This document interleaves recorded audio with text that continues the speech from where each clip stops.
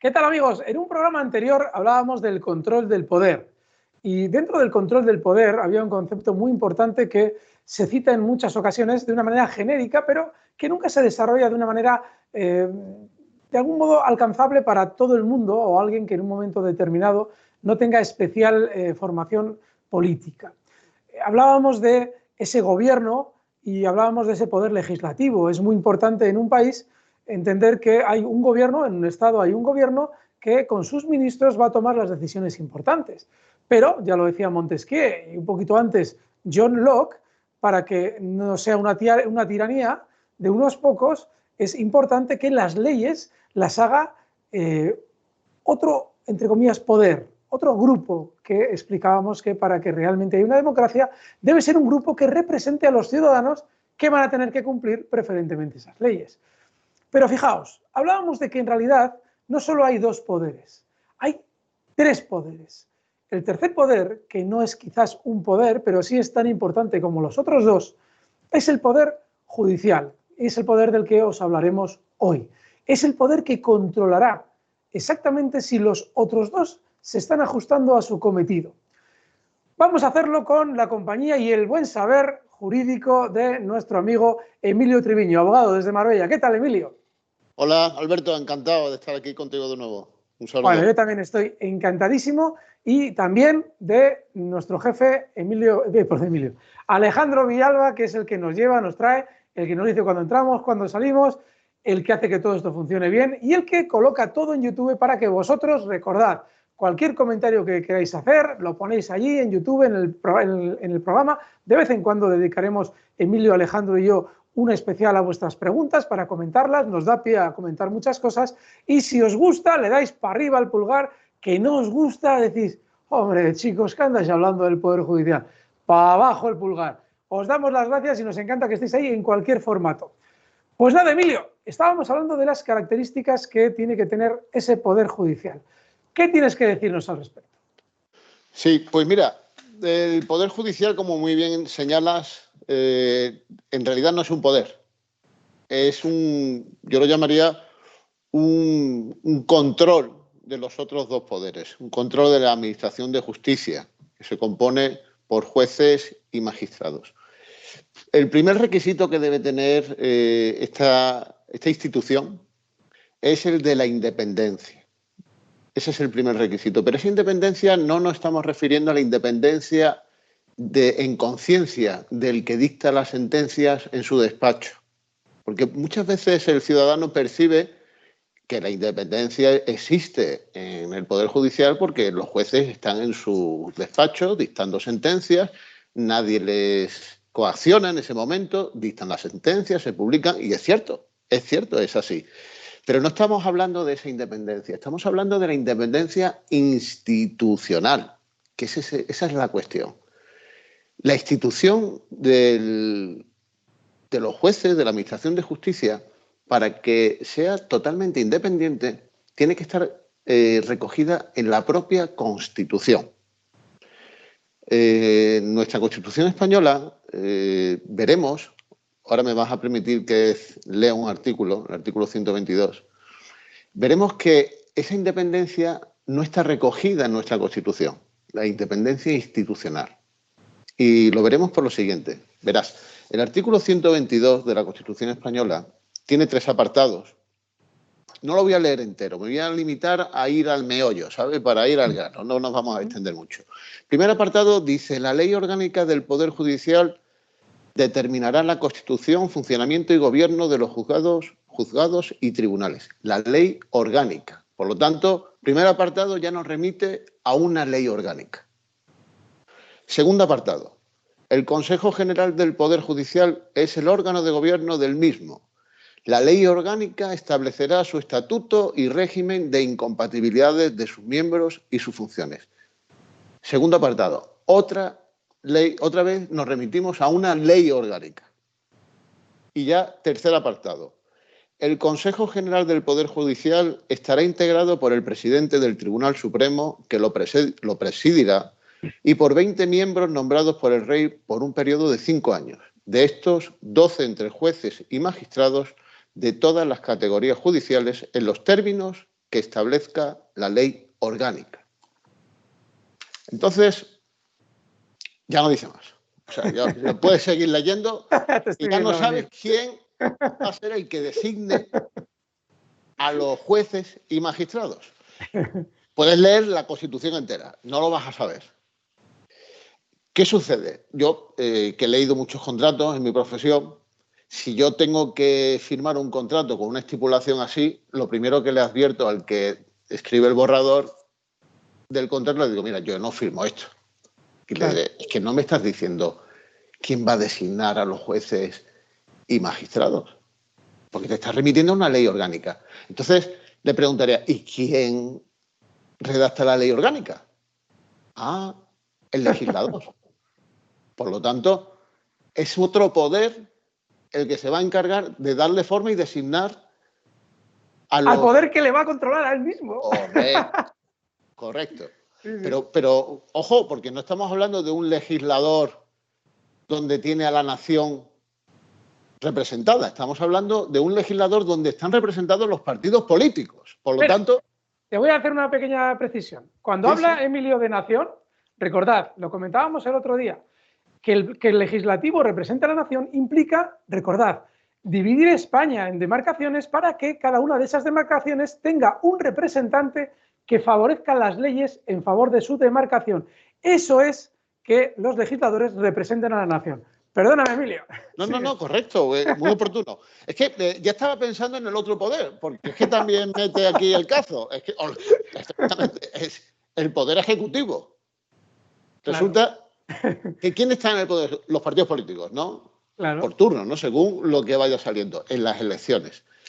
Entonces, tú fíjate, ¿no? La teoría nos dice, la teoría constitucional nos dice que las constituciones deben establecer la separación de poderes. Y ya tenemos que en la nuestra, en el artículo 122, ya lo que hace es remitirnos a leyes orgánicas. ¿Qué es lo que pasa entonces? Ahora vamos a hacer un poco de historia española, ¿no? 1980. La Ley Orgánica 1 de 1980 del Consejo General del Poder Judicial. En esta ley aparece regulada la designación de los jueces y magistrados, y hablo así de memoria, no sé, yo creo que no me equivoco, de ese cuerpo del Consejo General del Poder Judicial, 12 magistrados serán elegidos por la propia carrera judicial. 1980. 1985, Ley 6 de 1985 del Poder Judicial, Ley Orgánica 6/1985 del Poder Judicial. Exposición de motivos viene a decir, el legislador viene a decir que a la vista de la demanda de la soberanía nacional de que el órgano del Consejo del órgano general del Poder Judicial esté elegido por el pueblo, se decide que ya no sean los magistrados y jueces de la Administración de Justicia los que designen a esos 12 miembros, ya serán las Cortes Generales. Amigos, perdonad que nos lo tomemos yo, que me lo tome así, que es que... Sí. Es que es de auténtica traca, es de chiste. ¿Por qué? Porque fijaos cómo Emilio nos cuenta, yo no conocía esa ley. El otro día Emilio me lo comentaba y me pareció, para mí fue un descubrimiento histórico porque no conocía que efectivamente había un proyecto de ley en 1980 que ya obviamente era consciente de que los jueces debían estar regidos por órganos elegidos por sí mismos y miembros de la carrera judicial, que ahora nos explicará Emilio un poquito qué es eso de la carrera judicial, pero obviamente por personas con independencia que velan por el bien de la institución judicial. Y de repente, para hacernos un favor, todos tranquilos, en el año 85 nos dicen, no, de la carrera judicial no. Los vamos a elegir para haceros un favor, os los vamos a elegir nosotros. Perdona, Emilio. Claro, y en eso estamos. Alberto, ya desde 1985 ya son en las Cortes Generales, los partidos políticos, que son los que están ahí en esas Cortes Generales, los que deciden quiénes compondrán el Consejo General del Poder Judicial. Vale, pues fíjate. Perdona, continúa. Sí, no, claro, la independencia aquí no puede existir. Institucional, insisto, institucional.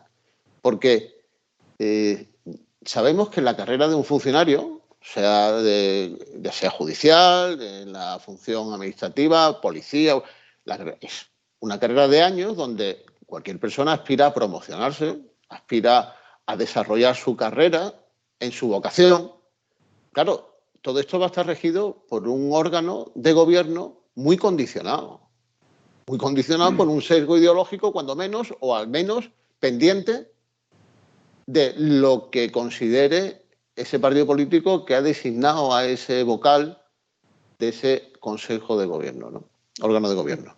Sí, lo que está explicando Emilio, de una manera sintética, como muy resumido, es que, recordad, había un gobierno, había un poder legislativo, pero el gobierno nombraba a los diputados.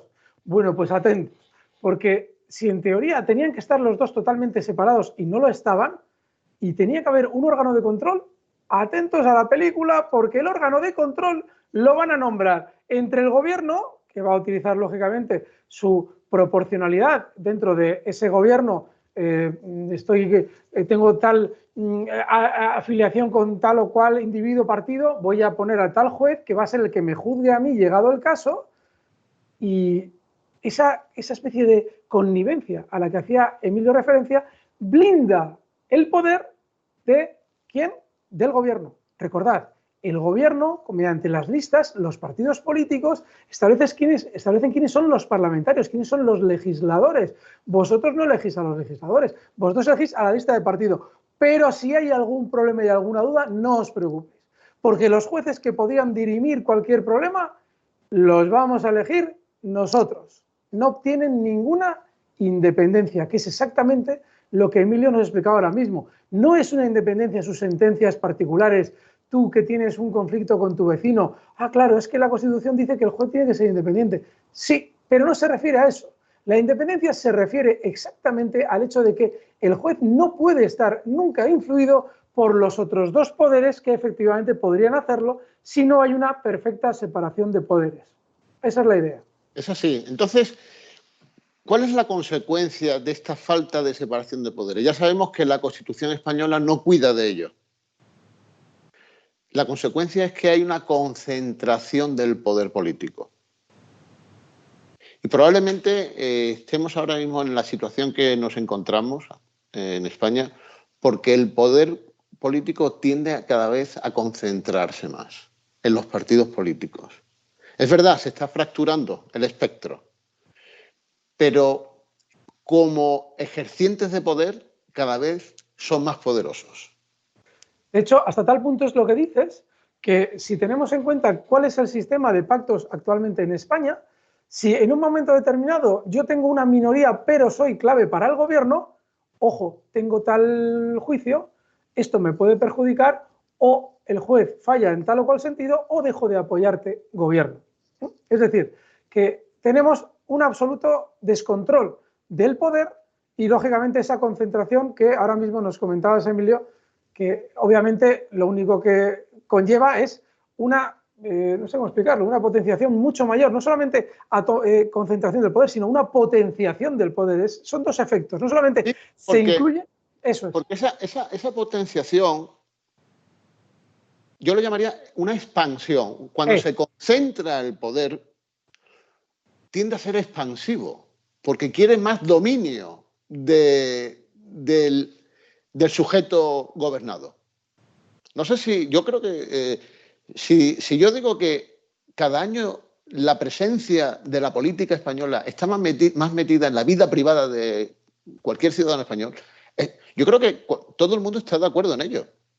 Es que pones el televisor y es un machaqueo, pero es que vas a la calle y está todo regulado. Antes se decía que lo que no está prohibido está permitido. Ahora a nadie se le ocurre decir eso. Ahora lo que no está prohibido está regulado. Hay una hiperregulación de todo. Es esa expansión del poder político. ¿Por qué? Porque no tiene control. Sí, de hecho, ahí estás dando pie a algo muy importante y es la diferenciación perfecta entre Estado y nación. Ya lo explicaremos en algún momento determinado porque ya hemos hecho referencia a Estado y nación con gobierno y legisladores, pero eso que está diciendo ahora Emilio es muy importante para entender el concepto de un Estado elefantiásico o un Estado que cada vez va tomando más control sobre la vida del ciudadano. ¿Y cómo lo consigue? Pues obviamente limitando el poder del control que podamos tener los ciudadanos sobre él. Y para eso, lógicamente, lo tiene totalmente dominado. Es decir, estamos hablando incluso, fíjate hasta qué punto, Emilio, que una de las figuras de las que más se habla en los telediarios es del ministro de Justicia. Que me encantaría que nos explicaras tú la figura del ministro de Justicia, cómo articula todo ese proceso. Claro, además, muy oportuno. Mira, Alberto, el ministro de Justicia, lo del Ministerio de Justicia es otro sinsentido en una Constitución. Porque cuando hablamos de un ministerio estamos hablando del poder ejecutivo. Es decir, Ministerio de Justicia ya es una presunción, es una arrogación, una prevalencia frente al ciudadano que no tendría que darse. Porque si hablamos de una administración de justicia y la contemplamos formalmente como un tercer poder para equilibrar los otros dos poderes, el legislativo y el ejecutivo, si ahora introducimos un Ministerio de Justicia en el Poder Ejecutivo, ¿de qué estamos hablando? Del Ministerio Fiscal, por ejemplo, ¿no? Aparte de los presupuestos que controla también de la Administración de Justicia, estamos hablando del Ministerio Fiscal. Ahora hay otro movimiento de concentración del poder con el Ministerio Fiscal. Se le quieren atribuir las funciones de las instrucciones penales. Me gustaría que me dejaras que leyera del Estatuto del Ministerio Fiscal 2 artículos, porque cuando se habla en los medios de comunicación de que el Ministerio Fiscal tiene una estructura jerárquica, no queda perfectamente entendido, a mi opinión, qué es lo que significa eso. Pero si leo 3 líneas del artículo 22 y el artículo 25 del Estatuto del Ministerio Fiscal. Emilio, tú sabes que aquí no se pide permiso. Dispara. Pues mira, el artículo 22 dice, apartado 1, el Ministerio Fiscal es único para todo el Estado. Bien. 2. El fiscal general del Estado ostenta la jefatura superior del Ministerio Fiscal y su representación en todo el territorio español. A él corresponde impartir las órdenes e instrucciones convenientes al servicio y al orden interno de la institución y, en general, la dirección e inspección del Ministerio Fiscal. Artículo 25. El fiscal general del Estado podrá impartir a sus subordinados las órdenes e instrucciones convenientes al servicio y al ejercicio de las funciones, tanto de carácter general como referidas a asuntos específicos. Claro. Cuando lees principio jerárquico del Ministerio Fiscal. Eso es la jerarquía. Es decir, el fiscal general tiene la capacidad de llamar a un fiscal que esté llevando un asunto donde haya una implicación netamente política y dar instrucciones. Pero es que el fiscal general está designado por el gobierno. Actualmente tenemos, el fiscal general es Dolores Delgado. Fue ministra de Justicia también. En un futuro, si se reincorpora al puesto de origen como fiscal, pues también llevará instrucciones penales, si esa es la voluntad. A lo mejor se dirá por el gobierno que van a modificar el estatuto del ministerio, no lo sé, pero ahora mismo la cultura que hay del Ministerio Fiscal es esta, una cultura jerarquizada, lo establece el estatuto. Claro, leer esto y hablar de independencia judicial y de garantías de derechos fundamentales se concilia mal. Así es. Y bueno, ya explicaremos un día porque Pedro Manuel González en el MCRC hacía un especial al respecto de esta intención que tiene el gobierno de encargar a los fiscales las instrucciones. Es decir, ahora mismo podemos explicarlo por encima. El proceso judicial penal tiene 2 instancias en principio. En realidad no son 2 instancias, son 2 labores, 2 funciones distintas. 2 etapas en el proceso penal, una de investigación. Exacto, explícalo tú, Emilio, explícalo tú. Sí, la instrucción es instruirse en este caso, actualmente. La investigación, todo lo que es reunir pruebas para ver si efectivamente el teórico acusado va a ser procesado por ello o no. Para ver si hay elementos suficientes. Y eso se construye, esa instrucción se construye con la participación de la defensa y la acusación, de dos partes y el juez instructor. Que tiene categoría de instructor. Eso es muy importante tenerlo en cuenta. Solo es instructor. Perdona, claro. Y será luego otro órgano no contaminado por la instrucción, no contaminado.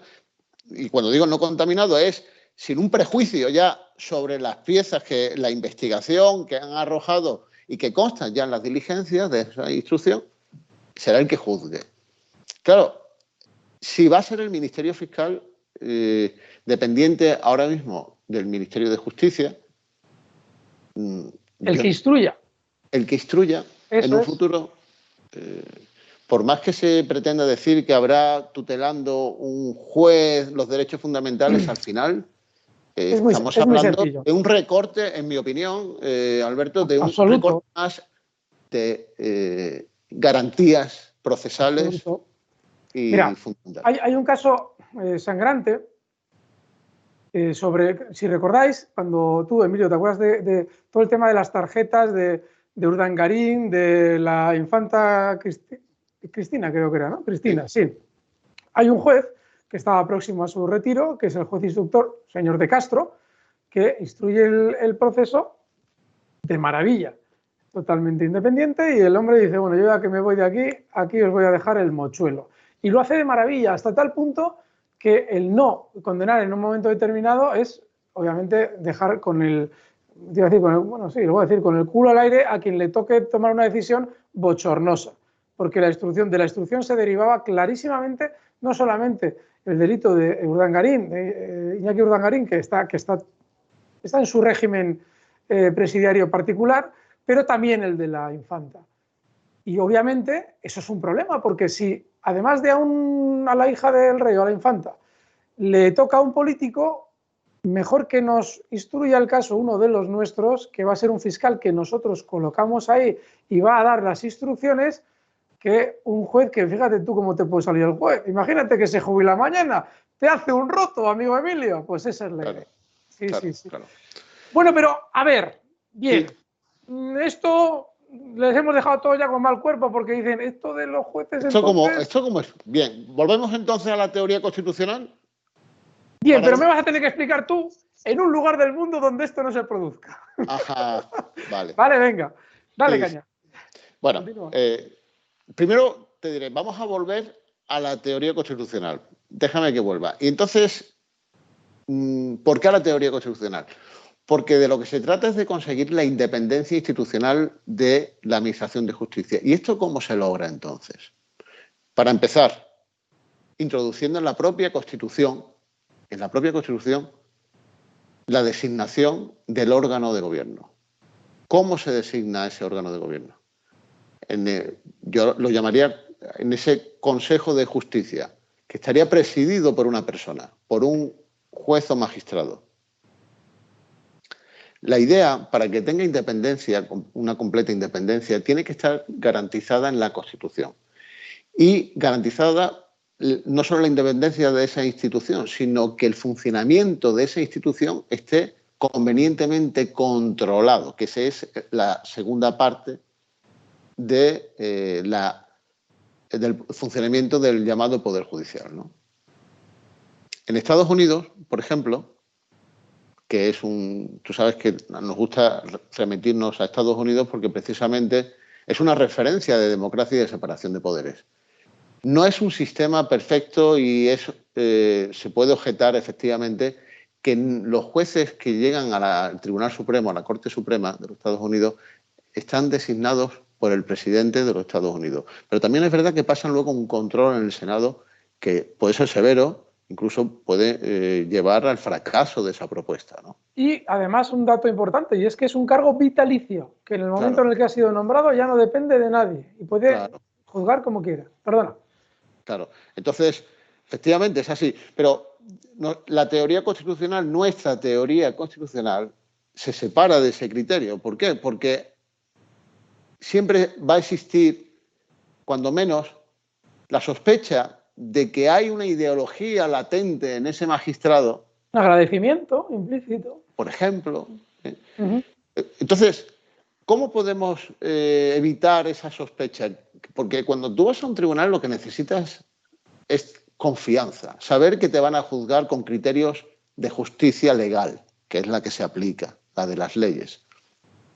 Entonces, la idea es que para que ese Consejo de Justicia, que estará presidido por un magistrado juez, sea completamente independiente, la elección de ese presidente del Consejo tenga que ser llevada a cabo por un cuerpo de operadores jurídicos. Fíjate que digo un cuerpo de operadores jurídicos, no un cuerpo de jueces y magistrados, no la carrera judicial, que es a donde se tiende a pensar como alternativa. No, no, no.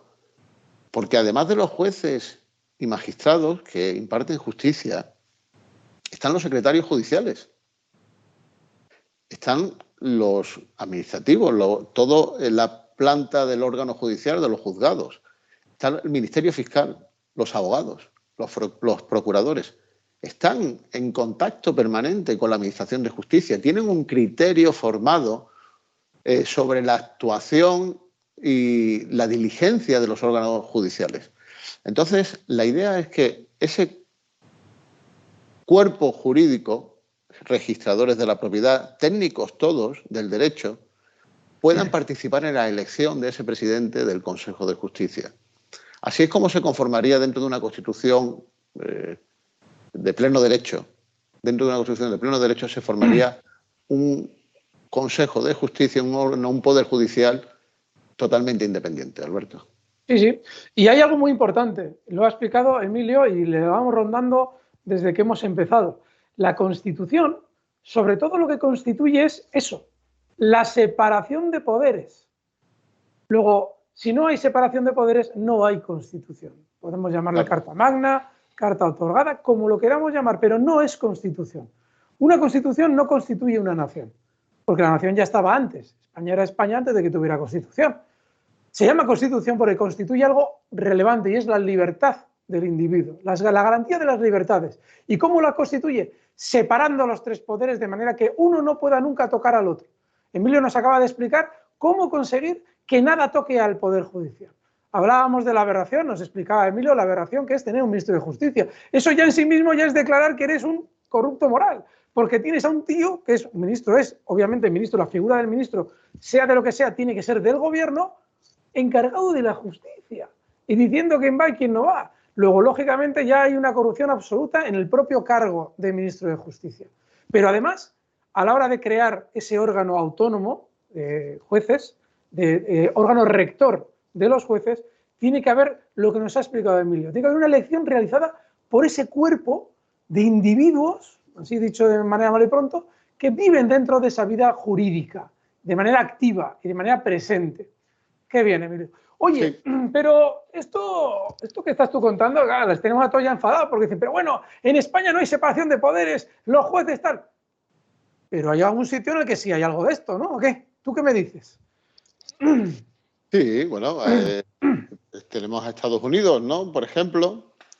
Por ejemplo, yo es que se me ha venido a la mente uno que hemos hablado tú y yo alguna vez, que es cuando se produce esa orden de Trump que prohíbe entrar pues, claro. a ciudadanos. ¿Te acuerdas de esa orden? Explícalo. Claro.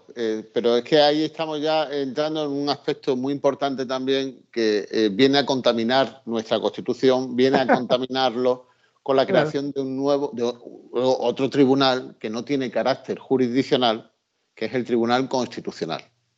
Sí, pero en principio, si recuerdo... Espera que le interrumpa, Emilio. Sin entrar en el tema del Tribunal Constitucional, que igual es un poquito ya demasiado extenso para lo que quisiéramos hacer hoy, hay algo importantísimo, y lo comentaba Tocqueville, tú te acordarás ahora según lo vaya yo diciendo, porque lo hemos hablado alguna vez, que una de las cosas que más le maravillaba de la Constitución americana es que un juez de primera instancia podía bloquear...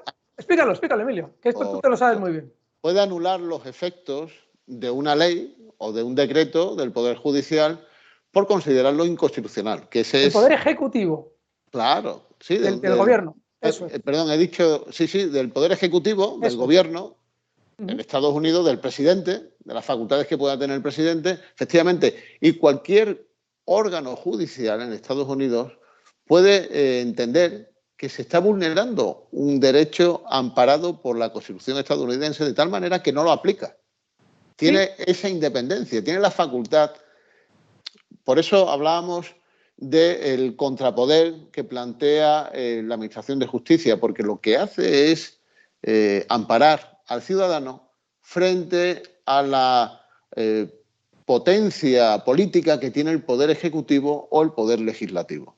De tal manera que, amparado el juzgador en la propia Constitución, no dependiendo de un órgano político como puede ser el Poder Legislativo o Ejecutivo, sino sabiendo el propio juzgador que está amparada su independencia en la Constitución, lo que sí puede hacer es bloquear, anular ese decreto o esa ley o ese acto administrativo, de tal manera que el ciudadano se vea amparado desde primera instancia. No tener que, por eso me refería antes al Tribunal Constitucional, no tener que esperar ese calvario, de tener que acudir a un tribunal constitucional que además cuyos miembros no necesariamente forman parte de la carrera judicial, sino pueden ser juristas de reconocido prestigio, que vuelven a estar designados por los partidos políticos.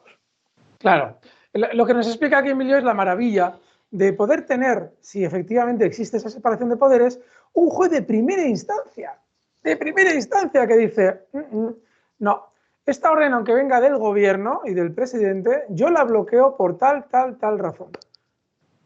Es ilegal, por lo que sea, o bien porque no cumple una ley, o bien porque no está dentro de las normas que puede incluir una Constitución, llegado el caso. Unos derechos fundamentales, por poneros el ejemplo. O lo que nos decía Emilio también, controlar al Poder Legislativo. El Poder Legislativo produce, elabora una ley que entra en vigor. Y esa ley, por lo que sea, recordad, lo que nos ha explicado alguna vez Emilio, la Constitución está para defender a las minorías. Lo que está para defender o respetar los intereses de las mayorías es la ley. Pero claro, igual esa ley vulnera derechos de las minorías, derechos fundamentales. Bueno, pues el juez dice, bloqueo la ley. Un juez de primera instancia. Y no hace falta ir a ese tribunal que es fantasmagórico y que acaba de citar Emilio porque es fantasmagórico y estar 10 años sufriendo una injusticia para que al de 10 años, cuando ya incluso ha desaparecido el bien jurídico protegido, te digan, pues va a ser que tenías razón. ¿Sabes? Que eso ya os sonará muchas veces, ¿no? Cuando en el telediario veis que hay 20 años con tal juicio, que tal, de un señor que tú decías, joder, si tiene razón, pero 20 años, ¿no? Ahí pleiteando. Así es, Alberto. Muy bien. Pues, no, Alberto, yo creo que a grandes rasgos el meollo de la cuestión es la independencia de la institución de los jueces y magistrados. Que puedan llevar a cabo su vocación, que puedan desarrollar su vocación con unos criterios de mérito, que es a lo que tiene que aspirar una sociedad próspera. Y no estar enredados permanentemente en intereses políticos, en intereses ideológicos y condicionada su labor en aquellos momentos donde aparece un conflicto de intereses con los partidos políticos, enredando posiciones, sospechas, en fin. Podríamos hablar también de la implicación luego de magistrados que van a la vida política. En la Audiencia Nacional se me ocurren dos casos, por ejemplo, el juez Garzón, el actual ministro del Interior. Claro, son situaciones extrañas a una carrera judicial. Y son situaciones, además, que no van a tener final. En la medida en que se va cristalizando esa fórmula de funcionamiento de un Estado, en el que efectivamente ese poder ejecutivo gobierna los demás a su antojo, esto no va a ir a mejor, salvo que seamos nosotros los que, conociendo y transmitiendo y divulgando las ideas de la separación de poderes, es posible. Si Estados Unidos tiene un gobierno al que un juez de primera instancia le puede parar los pies, ¿Por qué España no va a poder tenerlo? Me parto de risa cuando dicen, hombre, es que es una democracia mejorable. No, no, es que no se puede empeorar, no es mejorable, o es o no es, o hay separación de poderes o no hay separación de poderes. Y en España no la hay. Es muy importante divulgar esto, absolutamente por la propia libertad y por la propia garantía de las libertades. No sé, Emilio, si tienes algo más que decir a este respecto. Yo he aprendido un montón de cosas de ti hoy. Bueno, sí. Te lo agradezco, Alberto. La No. verdad es que te voy a decir, estabas hablando sobre la divulgación de este pensamiento y me estaba acordando del objetivo que marcábamos con don Antonio, que era la hegemonía cultural, ¿no? En España hablar de política es muy difícil, Sí. muy difícil, pero porque estamos llenos de prejuicios. En el momento que limpiamos de ideología el pensamiento político en cuanto a búsqueda de la libertad política, desaparecen los enemigos naturales, aparecerán los enemigos del sistema. Pero qué vocación tan bonita poder defender la libertad, poder defender la democracia, ¿no? Seas de izquierdas, de derechas, de arriba o de abajo. Las normas del juego y no la jugada. Correcto. Señor. Es lo que se pretende. Y esa hegemonía cultural que es importantísimo ir conquistando. Por eso os decimos siempre, si os ha molado, dadle un me gusta o compartidlo. Porque es muy importante que cada vez más personas vayan entendiendo dónde está la trampa y dónde en un momento determinado vamos a saber ver cuándo efectivamente nuestras libertades estarán garantizadas. Si no hay muchos ciudadanos que conocen dónde está el engaño, es muy difícil que podamos revertirlo. Así es que os insistimos, dejad vuestros comentarios, ya os digo, de vez en cuando Emilio y yo digamos, hoy no nos apetece hablar de nada en concreto, contestamos las preguntas. ¿Que os ha gustado? Le dais para arriba, que decís, ¿qué va? Que el Poder Judicial tiene que estar controlado por todo el mundo, le dais para abajo. Y no sé qué más, Emilio, ¿qué hacemos? ¿Nos despedimos o qué? Nos despedimos, pero felices de cumplir un día más con el objetivo marcado, Alberto. Con este ratito a gusto. Contigo. Hemos estado Emilio Triviño desde Marbella. Muchísimas gracias por esta lección que nos has dado del Poder Judicial. Un placer. Y nada, Alejandro Ávila, digo Ávila, madre mía, Alejandro Ávila es un amigo mío, periodista, no. Alejandro Villalba, nuestro jefe, que es el que se encarga de todo y el que nos dice muy mal. No Eso es, Alberto, mira para allí, Alberto ponte a la derecha, a la izquierda, Emilio más luz, menos luz, el que manda aquí. Alejandro Villalba. Muchísimas gracias, hasta la próxima, amigos. Alberto.